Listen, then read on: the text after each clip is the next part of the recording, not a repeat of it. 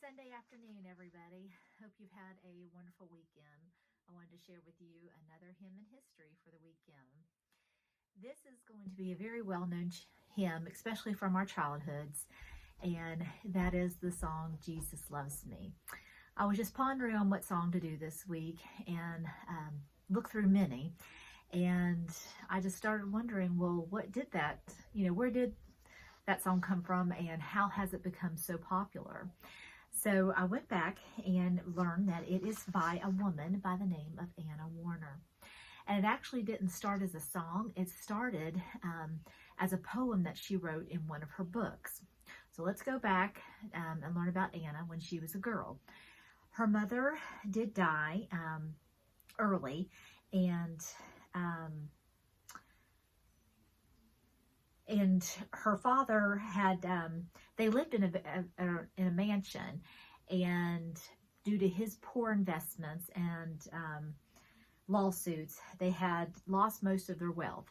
And so they moved to a old Revolutionary War home that had been ramshackled. It was a farmhouse, and it was near West Point, the academy there.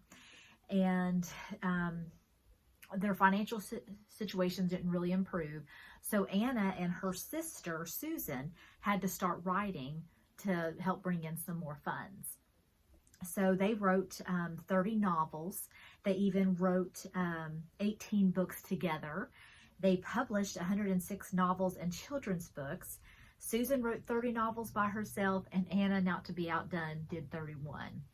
And they came to faith early in their lives. And while they were writing and, doing this career, they also decided to start a Bible study for the students at West Point. So, and Anna would write a new hymn for her Sunday school class every month. And we do know that one of the students that went through the Bible study was one of our future presidents, Dwight D. Eisenhower. And so the book that this came from, that Anna wrote the song Jesus Loves Me for, was for a book called Say and Seal, and that was written in 1859. And it was words that were used to comfort a child who was dying. And one of the ministers would go over there and hold up little Johnny as he's in his final hours, and he's in such pain and agony. And Anna wrote these words for the preacher to say to him as he cradled him. And the poem came, and William Bradbury wrote the music to it, and missionaries kind of made this song popular because it was so simple. They could take the song and tell the people about it, get it translated, and it was the gospel in a nutshell. So this song is actually one of the most translated songs of all hymns. And Amy Carmichael, who was a most notable missionary to India, she was converted to Christ through this song. So I thought that was really neat, because we've learned how another songwriter, Fanny Crosby, was also converted to Christ through a song. Anna would survive her sister by 30 years. And because of their popularity with the soldiers, and because of what they had done to invest in their spiritual lives, they are the only civilians buried at the West Point Cemetery. And they had full military honors when they were buried too, which I thought was very neat. And their home now is now a museum. And and I thought, when I was researching this story, it had become out of tragic circumstances, that the girls, they lost their mother at a young age, then they lost their financial wealth, but they bloomed where God planted them.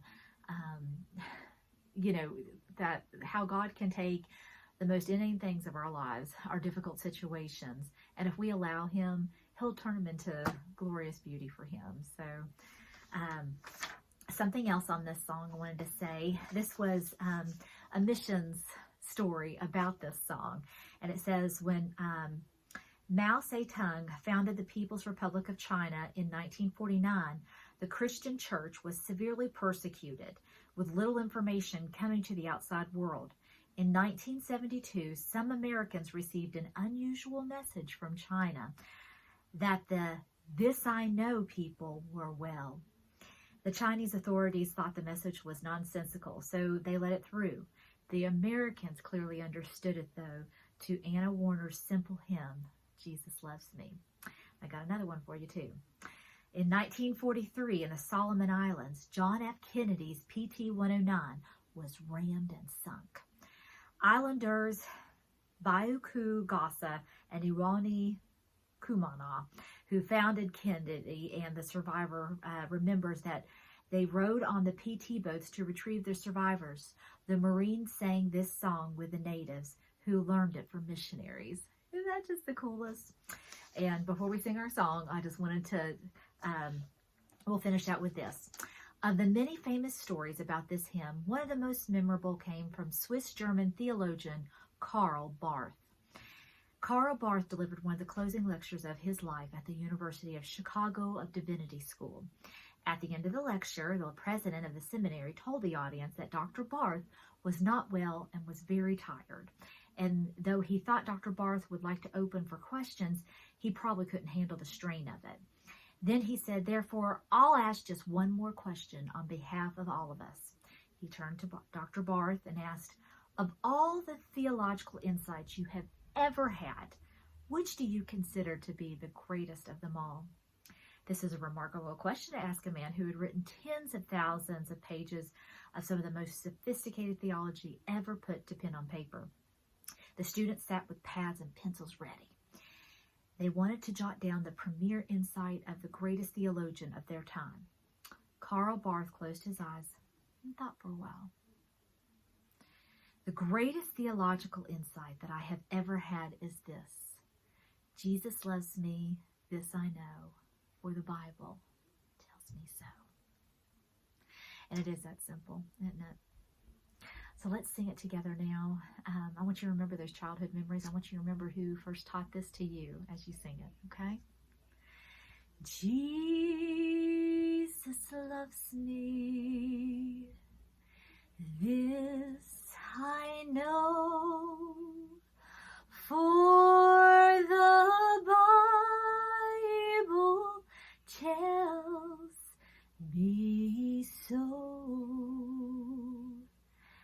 And the little ones to him belong. They are so weak, but he is so strong.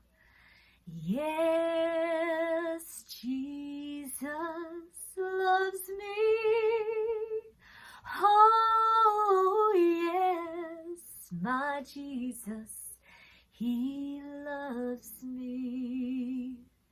Yes, Jesus loves me, for the Bible tells me so.